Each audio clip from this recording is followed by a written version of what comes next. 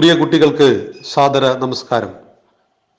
ഈ ആഴ്ചത്തെ നമ്മുടെ സുഭാഷിതം: പരോപകാരായ ഫലന്തി വൃക്ഷാഃ പരോപകാരായ വഹന്തി നദ്യാഃ പരോപകാരായ ദുഹന്തി ഗാവാഃ പരോപകാരാർത്ഥമിദം ശരീരം.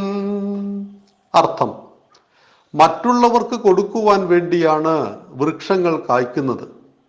മറ്റുള്ളവർക്ക് ജലം നൽകാനാണ് നദി പ്രവഹിക്കുന്നത്. മറ്റുള്ളവർക്ക് പാൽ കൊടുക്കാനാണ് ഗോക്കൾ ചുരത്തുന്നത്. പ്രകൃതി ഇങ്ങനെയുള്ള വലിയ പാഠങ്ങൾ നമുക്ക് കാണിച്ചു തരുന്നത് മറ്റുള്ളവർക്ക് ഉപകരിക്കാൻ കൂടിയാണ് ഈ മനുഷ്യ ശരീരം എന്നുകൂടിയാണ്.